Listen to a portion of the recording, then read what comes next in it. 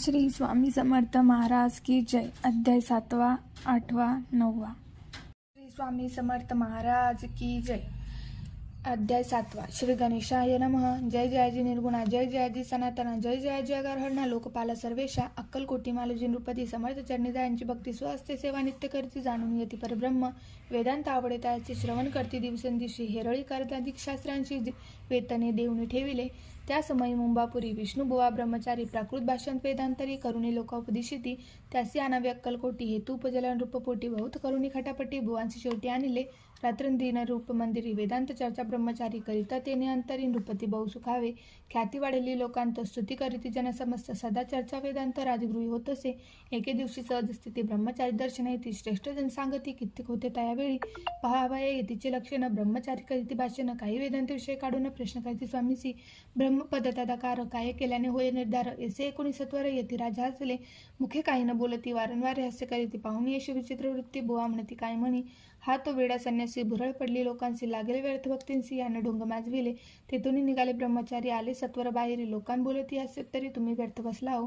पाहुणी तुमचे अज्ञान यांचे वाढले ढोंगपूर्ण वेदशास्त्र ज्ञान याती काही असे ना. ऐसे ब्रह्मचारी बोलून पातले आपले स्वस्तानी विकल्प पातला म्हणी स्वामींची तुच्छ मानिती. नित्य नियम सारून ब्रह्मचारी करती शयन, जवळ पारिशी दोघे जण तेही निद्रा सदा आले. निद्रा लागली बुवांसी, लोटल्या काही निशी, एक स्वप्न त्यांचे चमत्कारिक पडलेसे. आपल्या अंगावरील वृश्चिक एकाएकी चढले असंख्य, महाविषारी त्यातून एक दंश आपण करीत असे. ऐसे पाहुणे ब्रह्मचारी खडबडून उठले लोकरी, उबडी पडली बेखरी शब्द एकन बोलावे. जवळी होते ते पारशी, जागृत आली तयांसी, त्यांनी धरुणी बुवांसी सावध केले. त्यावेळी मग स्वनींचा वृत्तांत तयांसी सांगितला समस्त. म्हणती यात काय अर्थ, ऐसी स्वप्ने काही पडती.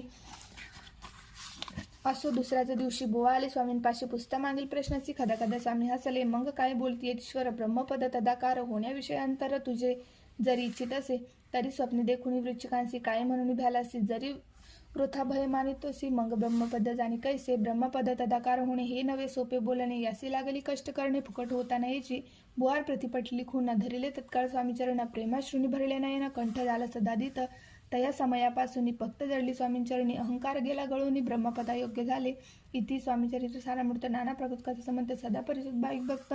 सप्तमोध्याय गोढा. श्री राजाधिराज योगीराज श्री स्वामी समर्थ प्रणव. अध्याय 8वा. श्री गणेशाय नमः. जय जयाजी सुखधामा, जय जयाजी परब्रह्मा, जय जय भक्त जन विश्राम अनंत विषानंता. राजे निजाम सरकार त्यांचे पदरी दप्तरदार, राजे राय बहाद्दार शंकरराव नामक. 6 लक्षांची जहागीर त्यांप्रती सकल सुखी अनुकूल असती. विपुल संपत्ती संतती काही कमती असे ना. परी पूर्वकर्म गाध तया लागला ब्रह्मसंबंध, उपाय केले नानाविध परिबाधा सोडी. संबंध बाधा म्हणून चैन न पडे रात्रंदिन, गेले शरीर सुखोन गोड न लागे न पाणी. नावडे भोग विलास सुख भोग कैंचा त्यास, निद्रात त्यांची रात्रंदिवस चिंतनळे पुळले. केली कित्येक अनुष्ठाने तैशीच ब्राह्मण संतर्पणे, बहुसाल दिली दाने आरोग्य भावी म्हणून. विटले संसार सौख्यासी, त्रासले या बहुयात्रेसे. कृष्ण वर्ण आला शरीरासी, रात्रंदिन चैन नसे.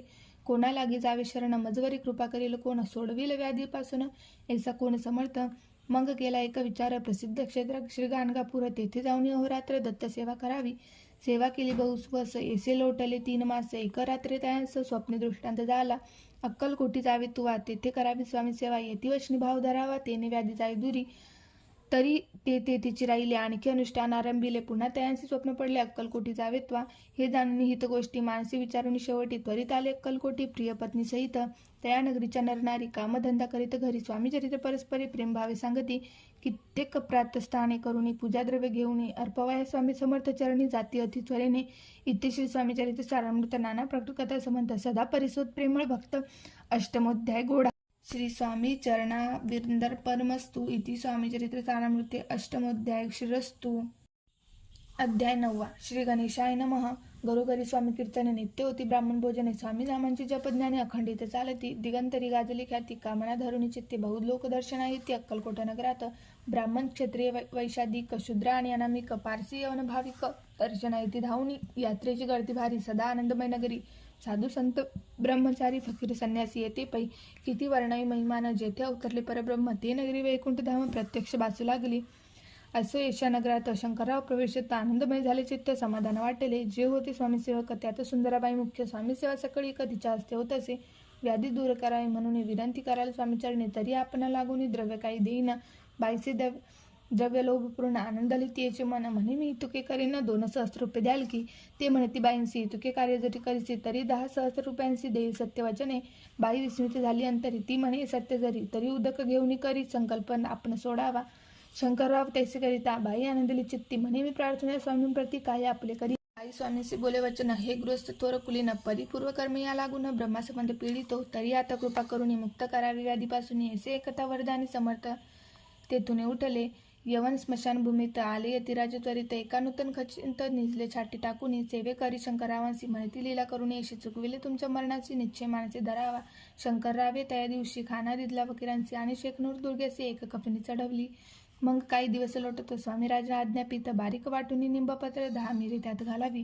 ती घ्यावे हो औषध तेने जाईल ब्रह्मसंबंध. जाहल्या स्वामीराज वैद्य व्याधीपळे आपणाची प्रकृतीचे आराम पडला. राव गेले स्वनगराला काही मास लोटता याला ब्रह्मसंबंधी सोडिले.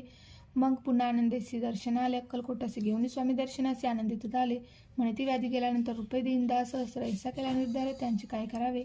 महाराज आज्ञापिती गावाबाहेर आई मारुती तेथे चुगिण्याची निश्चिती मठ तुम्ही बांधावा.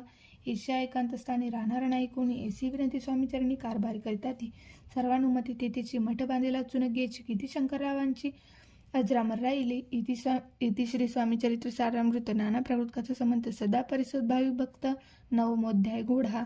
श्री स्वामी राजा पर्णमस्तु शुभम भवतु श्रीरस्तु.